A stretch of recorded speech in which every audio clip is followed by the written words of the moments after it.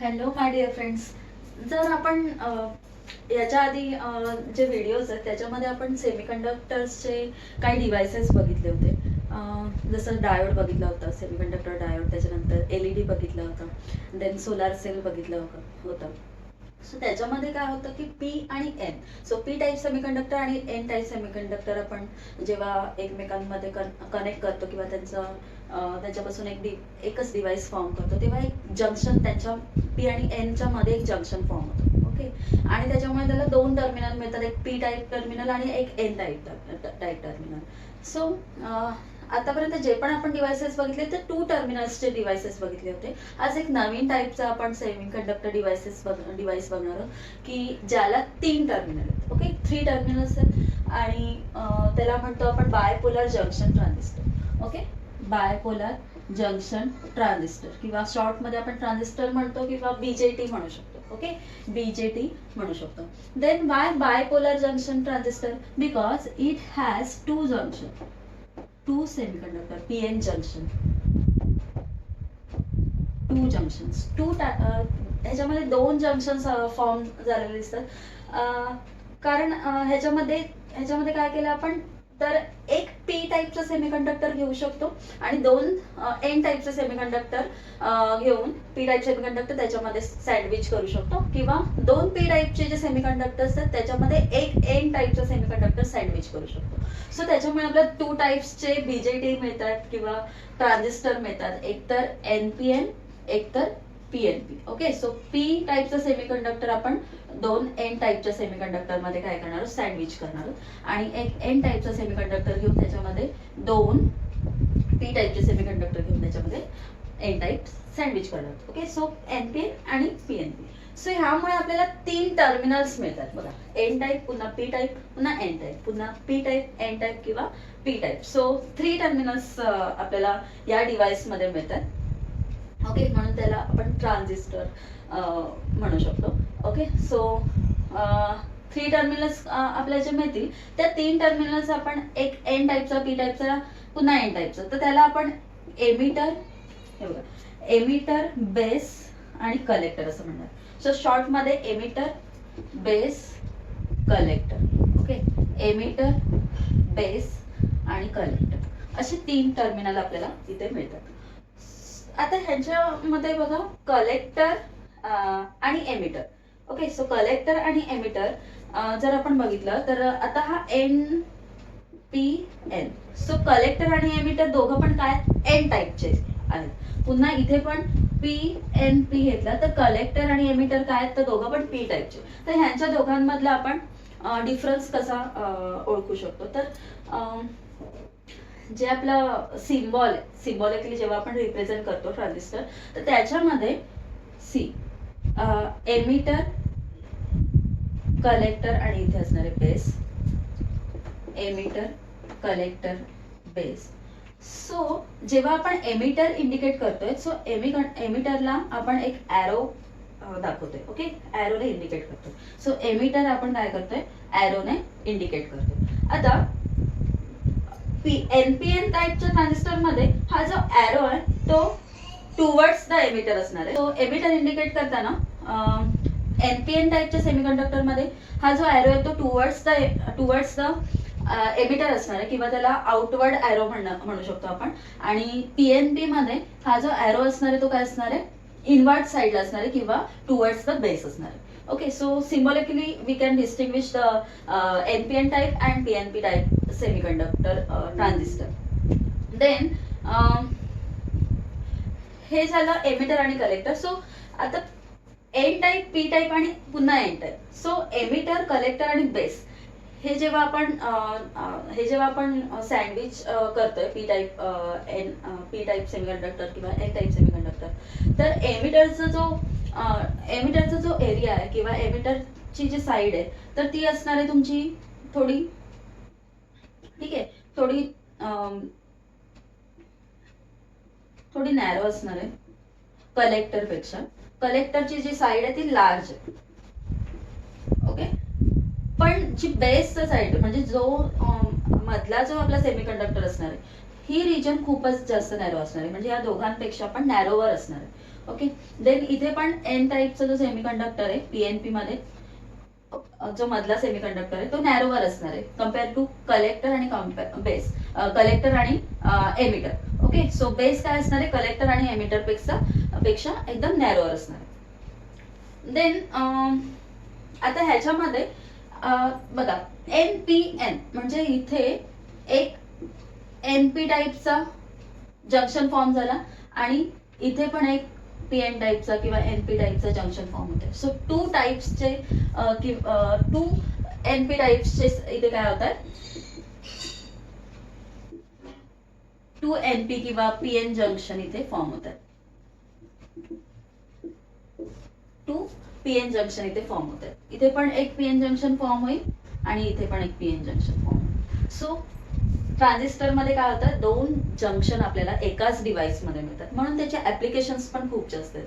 So हा जो BJT आहे किंवा ट्रान्झिस्टर आहे तो वापरून आपण जो करंट असतो तो ऍम्प्लिफाय करू शकतो, किंवा स्विचिंग चे युजेस आहेत. आपल्या लॉजिक गेट्स मध्ये पण आपण हा ट्रान्झिस्टर यूज करतोय. खूप सारे ऍप्लिकेशन्स ट्रान्झिस्टरचे. सो कशामुळे ऍप्लिकेशन्स वाढलेत, एकाच डिव्हाइसचे खूप जास्त application, because this two PN junction form झाल्यामुळे. ओके, नाव हा जो एमिटर आहे, सो एमिटरला आपण म्हणूया की हा हेवीली डोप्ड रिजन आहे. ही जी रिजन असते एमिटरची हेवीली डोप रिजन असते. ओके, आणि त्याची साईज कम्पॅरेटिव्हली बेस लार्ज असते आणि कम्पॅरेटिव्हली कलेक्टर थोडी कमी असते. ओके, सो बेस पेक्षा साईज म्हणूया बेस पेक्षा लार्ज आणि कलेक्टर पेक्षा काय असते, छोटी असते, कमी असते. देन हा जो बेस आहे तो बेस म्हणजे ही मधली रिजन, ती रिजन लाईटली डोप्ड असते. जेव्हा मॅन्युफॅक्चरिंग केलं जातं तेव्हा डोपिंग केलं जातं तेव्हा जो सेमीकंडक्टर पी टाईप सेमीकंडक्टर म्हणजे NPN मध्ये जो बेस वापरला जाणार आहे तो काय असणार आहे, लाईटली डोप. इथे पण हा एन टाईप म्हणजे जो बेस वापरला जाणार आहे तो काय असणार आहे, लाईटली डोप. येस, आणि त्याची साईज काय असते, नॅरो असते, नॅरोवर असते कम्पॅरेटिव्ह कलेक्टर आणि एमिटर. देन जो कलेक्टर असतो तो मॉडरेटली डोप्ड असतो.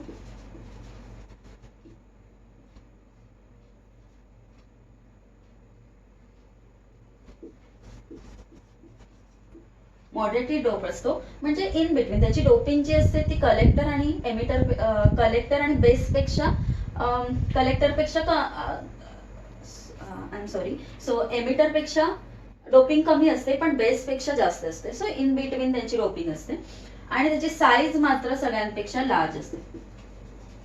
कलेक्टरची जी साईज आहे ती एमिटर आणि बेस पेक्षा लार्ज असते. देन हा जो एमिटर आहे तो काय काम करतो, तर एमिटर ह्याच्यामध्ये जे मेजॉरिटी कॅरियर्स असतील. आता ऑब्व्हियसली सेमीकंडक्टर डिव्हाइस आहे म्हणजे टू टाईपचे कॅरियर्समुळे करंट फ्लो होणार आहे. कोणतं एक तर होल असणार आहेत आणि दुसरे काय असणार आहेत, तुमचे इलेक्ट्रॉन्स असणार. सो NPN मध्ये कोणते मेजॉरिटी कॅरियर्स असतील, तर इलेक्ट्रॉन्स असतील. ओके, आणि PNP मध्ये काय असतील, होल्स मेजॉरिटी कॅरियर्स असतील. सो हा जो एमिटर आहे तो एमिटर काय करतो, तर हे मेजॉरिटी जे कॅरियर्स आहेत ते जनरेट करतोय किंवा ते सप्लाय करतोय टुवर्ड्स द बेस आणि कलेक्टर. ओके, देन बेस काय करतोय, तर ह्याच्यामधले हे जे कलेक्टर्स आहेत, ओके, जे मेजॉरिटी कॅरियर्स आहेत ते आपल्याकडे ते काय करतोय, पास करतोय. कशामध्ये, कलेक्टरकडे पास करतोय. ओके, एमिटर कडून कलेक्टरकडे पास करतोय आणि कलेक्टर ऑब्व्हियसली कलेक्ट करणार आहेत हे सगळे मेजॉरिटी कॅरियर्स आणि तिथून तुमचा करंट फ्लो होणार. ओके, सो दोन मध्ये इलेक्ट्रॉन्स असणार आहेत आणि PNP मध्ये मेजॉरिटी कॅरियर्स कोणते असणार आहेत, होल असणार आहेत. सो एमिटर जो आहे तो एमिटर काय करतो, हे मेजॉरिटी कॅरियर सप्लाय करतो टुवर्ड्स द बेस आणि बेस हे जे कॅरियर्स एमिटर कडून आलेले आहेत ते काय करतो, पास करतो टुवर्ड्स द कलेक्टर आणि कलेक्टर काय करतो, तर हे सगळे जे इलेक्ट्रॉन्स किंवा होल्स जे मेजॉरिटी कॅरियर्स असतील ते कलेक्ट करतो. आणि त्याच्यामुळे इथे इथे काय होतात तर दोन टाईपचे डिप्लेशन लेअर फॉर्म होतात. डिप्लेशन लेअर कोणते असतील, एक तर दोन जंक्शन आहेत, एक तुमचा जंक्शन आपण म्हणूया एमिटर आणि बेस जंक्शन फॉर्म होतोय. एमिटर बेस जंक्शन फॉर्म होतोय. So emitter base junction form होतोय, त्याच्यामुळे एमिटर बेस जंक्शनला एक डिप्लेशन लेअर फॉर्म होईल. ओके. देन अजून एक जंक्शन कोणता फॉर्म होतोय, हा पीएन जंक्शन कोणता असेल तर बेस आणि कलेक्टरच्या मध्ये. सो बेस आणि कलेक्टरचा एक जंक्शन फॉर्म होतोय. सो तिथे पण एक डिप्लेशन लेअर फॉर्म होते. तो दोन डिप्लेशन लेअर फॉर्म होतात, एक एमिटर बेस जंक्शन जवळ आणि एक बेस कलेक्टर जंक्शन जवळ. ठीक आहे. सो त्याच्यानंतर मग करंट कोणता कोणता इथे, करंट कुठून मिळतोय तर करंट आपण म्हटलं की मेजॉरिटी कॅरियर्समुळे करंट आपल्याला किंवा मायनॉरिटी कॅरियर्समुळे दोन टाईपच्या कॅरियर्समुळे इथे करंट आपल्याला मिळणार आहे. बट करंट आपण इंडिकेशन कसं करणार तर एक तुमचं असणार आहे एमिटर करंट, त्याला आपण IE म्हणून इंडिकेट करू शकतो. त्याच्यानंतर बेस मधून पण, कारण एमिटर मधून बेस कडे तुमचे मेजॉरिटी कॅरियर्स जातात, त्याच्यानंतर बेस मधून कलेक्टर कडे जातात आणि कलेक्टर कडून पुन्हा काय होतात हे जे कॅरियर्स असतील ते पुन्हा मूव्ह होतात, तिथे पण करंट जनरेट होतो. सो दुसरा करंट असणार आहे तुमचा बेस करंट IB आणि थर्ड करंट असणार आहे IC किंवा त्याला आपण कलेक्टर करंट म्हणणार आहोत. ओके. देन इथे काय होणार तर रेजिस्टन्स असणार आहे. रेजिस्टन्स कुठे कशामुळे तर दोन आपले डिप्लेशन लेअर आहेत. सो एमिटर बेसच्या इथे रेजिस्टन्स मिळणार आहे तुम्हाला आणि बेस कलेक्टर जंक्शनच्या जवळ पण सुरुवातीला तुमचा रेजिस्टन्स मिळणार. ओके. देन हा जो कलेक्टर आहे ना तो काय करतो, कलेक्टर करतो तुमचे मेजॉरिटी कॅरियर्स. पण त्याचबरोबर जर हा आपला ट्रान्झिस्टर थोडासा हीट झाला, थोडी हीट जनरेट होऊ शकते करंट जनरेट होताना, तर ती हीट कमी करण्याचं काम हा कलेक्टर करतोय. कारण त्याचा जो एरिया आहे तो लार्ज आहे आणि त्या लार्ज एरियामुळे ते हीट जी जनरेट होते ती कूल होऊ शकते. ओके. त्याच्यानंतर आपण बघितलं की इथे टू टाईपचे जंक्शन आहेत, म्हणजे दोन टाईपचे PN टाईप डायोड इथे फॉर्म होऊ शकतात. ओके. सो इथे बघा NP टाईप, इथे पण PN टाईप किंवा NP आपण म्हणू शकतो. सो इथे एक PN जंक्शन आणि इथे एक PN जंक्शन असे दोन डायोड आपल्याला मिळू शकतात. ओके. सो डायोडच्या फॉर्म मध्ये आपण जर रिप्रेझेंट करायचा प्रयत्न केला ट्रान्झिस्टर तर असं दिसेल. So this is your N side of diode, this is your P side of diode, this is also P side of diode, this is N side of diode. मग त्याच्यामुळे हा जो ट्रान्झिस्टर आपण तयार झालाय, ओके, तो कसा असणार आहे, N मध्ये काय तयार होतोय तर P आणि N. सो NPN टाईपचा ट्रान्झिस्टर इथे फॉर्म होतोय. देन इथे ही साइड आहे तुमची P, he N.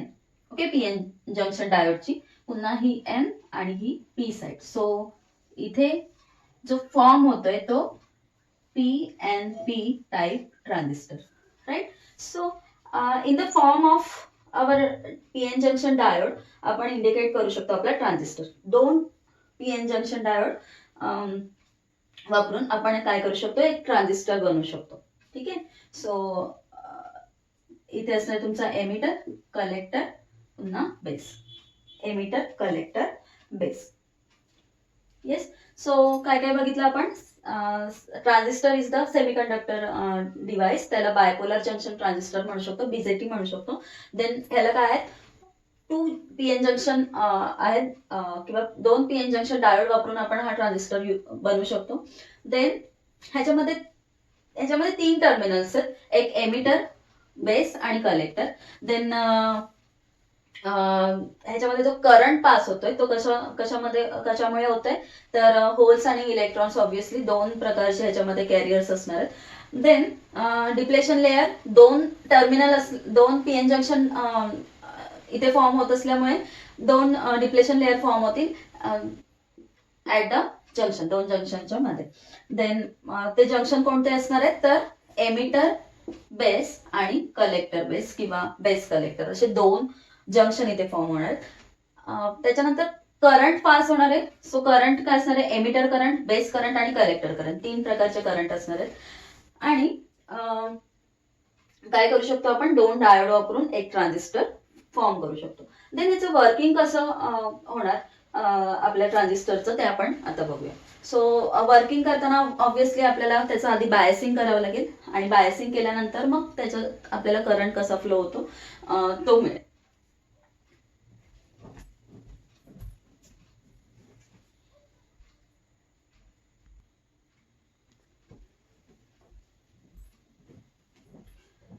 So before seeing the working of BJT आपल्याला पहिल्यांदा बायसिंग कशी करायची बीजेटीची ट्रान्झिस्टरची ती बघायला लागेल. तर आता माहित आहे ट्रान्झिस्टरला 2 जंक्शन आहे, एक कलेक्टर बेस्ड जंक्शन आहे तुमचं, ओके, कलेक्टर बेस्ड जंक्शन आहे आणि एमिटर बेस्ड जंक्शन आहे. Okay, emitter based junction, collector based junction. So वेगवेगळ्या प्रकारे आपण ही बायसिंग करू शकतो. सो मोस्ट कॉमन किंवा जी सगळीकडे यूज होते किंवा खूप फेमस आहे अशी बायसिंग कोणती आहे, तर जे एमिटर बेस्ड जंक्शन आहे ते एमिटर बेस्ड जंक्शन आपण फॉरवर्ड बायस करणार आहोत, फॉरवर्ड बायस. आणि जे कलेक्टर बेस्ड जंक्शन आहे ते करणार आहोत reverse bias, reverse bias. Okay, so emitter based junction is forward bias. Forward म्हणजे एन टाईपला आपण काय करणार, निगेटिव्ह टर्मिनल, आणि पी टाईपला काय जोडणार, पॉझिटिव्ह टर्मिनल. सो हा जो जंक्शन आहे एन टाईप कलेक्टर एमिटरचा आणि पी टाईप बेसचा. सो बेस काय जाणार आहे तुमचं पॉझिटिव्ह आणि एमिटर काय जाणार आहे एन टाईप आहे त्याच्यामुळे निगेटिव्ह. सो हे झालं फॉरवर्ड बायसिंग. आणि तुमचा कलेक्टर बेस जो जंक्शन आहे, सो कलेक्टर बेस पुन्हा कलेक्टर काय एन टाईप आहे त्याच्यामुळे हा जाणार आहे पॉझिटिव्ह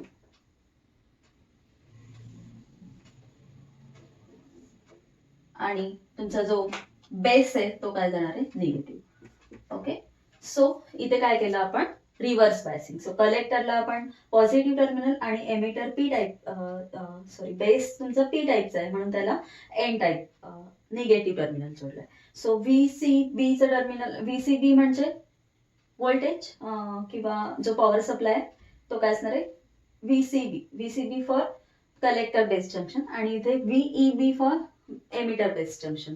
ओके, सो व्हीईबी काय असणार आहे तुमचा फॉरवर्ड बायस आणि व्हीसीबी असणार आहे रिव्हर्स बायस. ओके, देन आता हे असं बायसिंग का केलं आपण, तर त्याच्यामुळे आपला जो करंट मिळणार आहे तो खूप जास्त फ्लो होताना दिसणार आहे. सो कसं वर्किंग होत आहे आणि कसं करंट फ्लो होतोय ते आपण बघूया. सी, आता आपण काय केलं तर हा जो एन टाईपचा रिजन आहे किंवा एमिटर एन टाईपचा आहे. सो ऍक्च्युली आपण हा जो सेमीकंडक्टर ट्रान्झिस्टर घेतलाय तो एन पी एन टाईपचा घेतलाय, एन पी एन ट्रान्झिस्टर घेतलाय.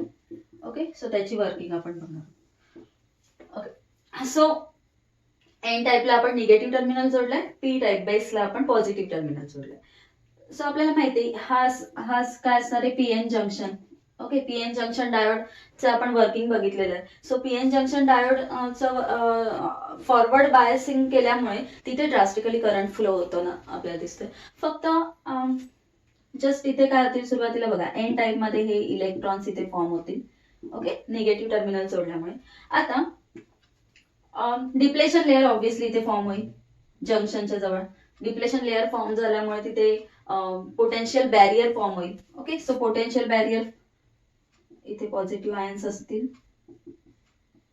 आणि इकडे निगेटिव्ह आयन्स असतील, त्याच्यामुळे काय होईल तुमचं पोटेन्शियल बॅरियर फॉर्म होईल. सो पोटेन्शियल बॅरियर फॉर्म झाल्यानंतर ते बॅरियर आपल्याला ओव्हरकम करायचं, म्हणजे ह्या इलेक्ट्रॉन्सला पी टाईपच्या बेसकडे जाण्यासाठी ते पोटेन्शियल लागेल ना सुरुवातीचा. सो सुरुवातीचा व्होल्टेज आपल्याला माहिती 0.6 व्होल्ट टू 0.7 व्होल्ट फॉर सिलिकॉनचा जर आपला हा ट्रान्झिस्टर असेल तर एवढा तुम्हाला व्होल्टेज सुरुवातीला लागणारच आहे. त्याला आपण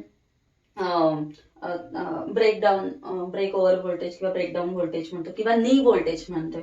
ओके, सो हा एवढा नी व्होल्टेज तर गरजेचं आहे की ज्याच्यामुळे काय होईल तुमचं करंट पास होऊ शकेल किंवा इलेक्ट्रॉन्स एन पासून पी कडे किंवा एमिटर पासून बेस कडे जाऊ शकतील. ओके, सो तुमचा व्हीईबी 0.7 व्होल्ट पर्यंत वाढला की त्याच्यानंतर मात्र हे इलेक्ट्रॉन्स काय होतील, तुमच्या बेसकडे मूव्ह होतील. सो इकडे हे इलेक्ट्रॉन्स येतील.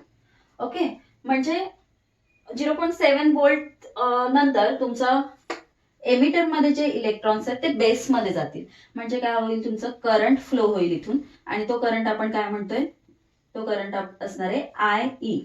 Okay, IE. सो IE म्हणजे emitter current. So emitter current कधी फ्लो होईल, जेव्हा तुमचं नी व्होल्टेज पर्यंत व्होल्टेज जाईल. 0.7 for silicon, 0.3 for your germanium. So तेवढा व्होल्टेज आल्यानंतर मग मात्र तुमचा एमिटर करंट फ्लो होणार आहे. ओके, सो एमिटर करंट काय असेल, तर एमिटर मध्ये तुमचे इलेक्ट्रॉन्स जनरेट होत आहेत. ओके, जनरेट झाल्यानंतर मग ते पोटेन्शियल बॅरियर ओव्हरकम करून कुठे जातील, बेसकडे जातील, आणि मग तेव्हा काय होईल, तुमचा एमिटर करंट फ्लो होईल. देन पुढे जाऊन आता हा जो बेस आहे, सो बेस मध्ये आल्यानंतर हे इलेक्ट्रॉन्स एकतर काय होऊ शकतात, 2 वेजने फ्लो होऊ शकतात. एकतर ते कलेक्टरकडे जाऊ शकतात, ओके, किंवा बेस मधून पास होऊ शकतात. ओके, सो इथे 2 प्रकारचे करंट पॉसिबल आहेत. एकतर IB म्हणजे बेस करंट, एकतर IC म्हणजेच कलेक्टर करंट. सो ऍक्च्युली काय, तर हा बेस खूप नॅरो आहे.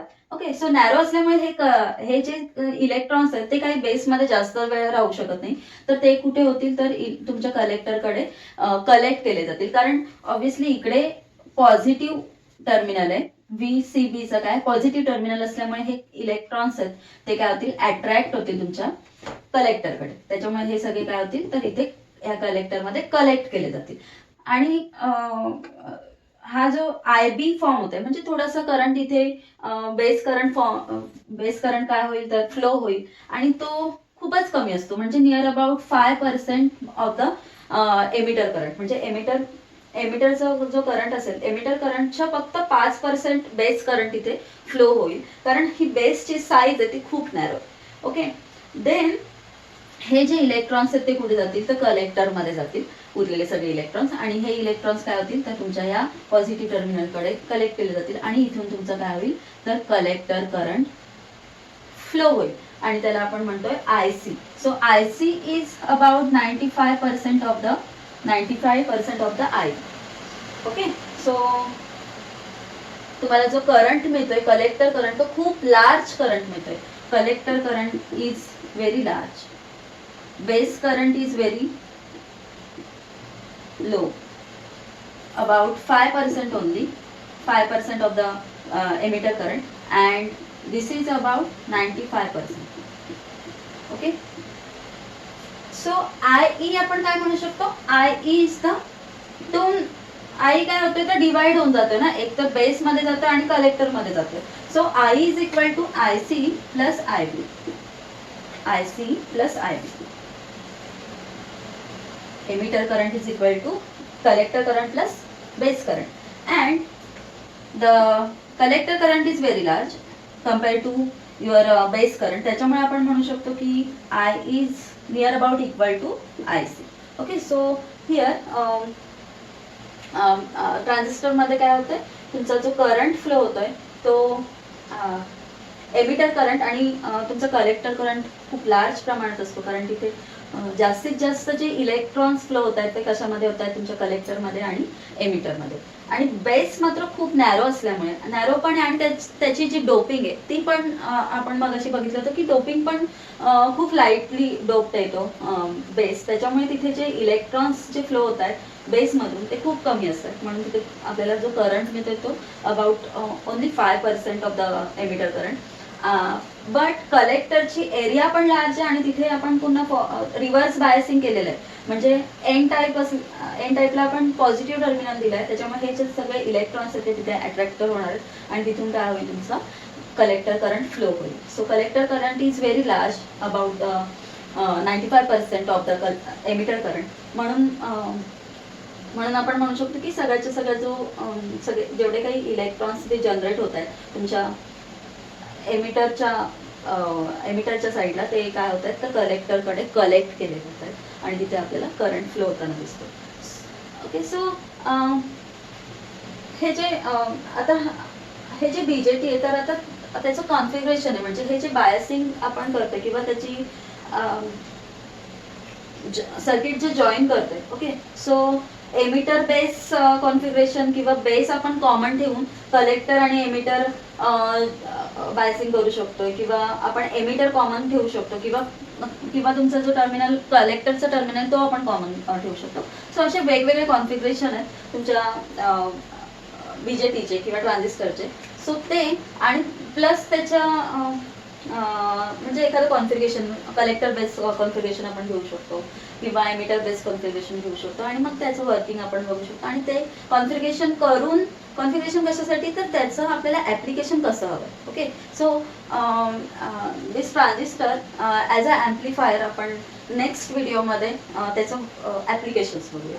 सो दिस इज द आजच्या लेक्चरमध्ये आपण कन्स्ट्रक्शन, त्याच्यानंतर वर्किंग आणि सिम्बॉल आपल्या BJTचे बघितलेले. ओके, सो नेक्स्ट टाइम आपण त्याचे ॲप्लिकेशन्स बघूया.